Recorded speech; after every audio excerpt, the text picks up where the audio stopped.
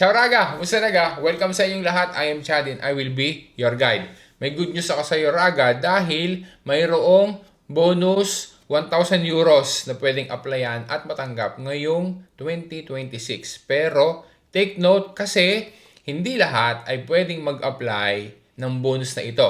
At kailangan na ma-meet yung isang importanteng qualification. Ano-ano ga ang mga requirements? Sino ga ang pwede sa bonus na iyan? Para ga kanino ang bonus 1,000 euros at papaano ga mag-apply? Sasagutin natin lahat yan Raga. Dopo na sigla, partiamo!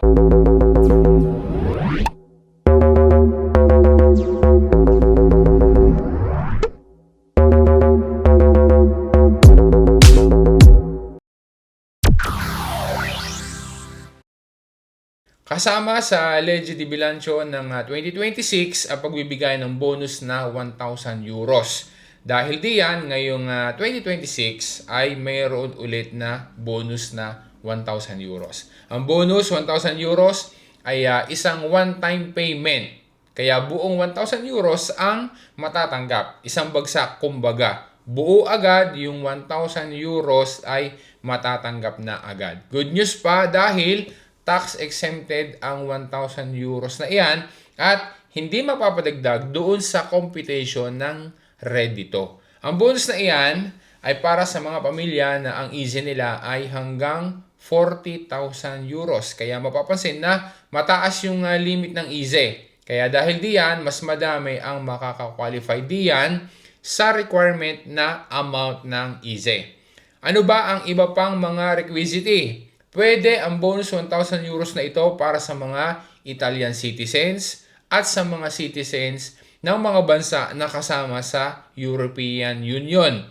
Pwede din ang mga holder ng Permesso di Soggiorno Lungo Periodo UE o yung mas kilala sa tawag ng marami na Carta Soggiorno. Maging ang mga hindi naman holder ng Carta Soggiorno at sila ay holder naman nung tinatawag na Permesso Unico di Lavoro, yung normal na permeso, ay pwede din sa bonus na ito. Isa pang requirement, kailangan na residente sa Italia from the date of application. Doon sa date na nag-present ng dumanda, kailangan ay residente sa Italia. Paano ga mag-apply ng dumanda para sa bonus 1,000 euros na pinag-uusapan natin ngayon? Sa video na ito, mayroong 4 na options para makapag-apply. Una, online application doon sa official website ni IMPS.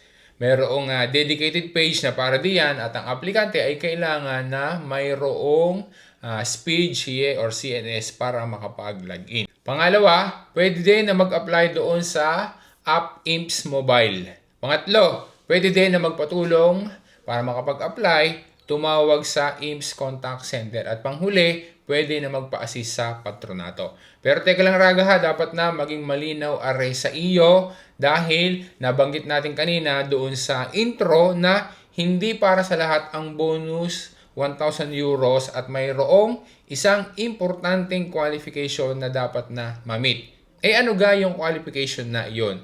Dapat na magkaroon ng bagong baby. Either na yan ay by birth o kaya naman ay by adoption. Bakit? Dahil ang bonus 1,000 euros na binabanggit na pinag-uusapan natin ngayon sa video na are ay yung tinatawag na bonus nuovi nati. Ang bonus 1,000 euros ay para sa kada nuovo filio by birth or by adoption. Mayroong iskadensa ang application. Mula sa date of birth ng bagong baby or mula doon sa date of adoption, within 120 days ay kailangan nang makapag-file ng application. Kanina ay nabanggit na natin yung 4 na iba't ibang options kung paano ga makakapag-apply.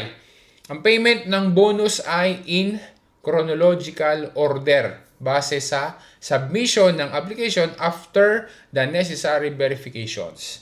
That is why mas maigi na mag-a-apply as soon as possible. Kung ikaw naman ay qualified at ikaw ay mayroong bagong baby. Bakit ga ang bonus na iyan ay para na naman sa mga mayroong anak? Gaya pa din ng dati, kasama kasi iyan doon sa programa ng gobyerno para madagdagan ang bumubulusok o mabilis na pagbaba ng populasyon dito sa Italia. Ginagawa ng Italian government ang hakbang na kagaya niyan para magbigay ng insentibo sa mga magulang. That way ay mahihikayat ang mga magulang na magkaroon or madagdagan yung kanilang mga anak. Yun talaga, umaasa ako naging malino sa iyo. Kung meron kakilala na makakatulong sa kanila ang video na to at meron silang bagong baby ngayon at pwede silang mag-apply, sana ma-share mo ito sa kanila. Once again, this is Chad and always remember, Chad will guide. Grazie raga, alla prossima!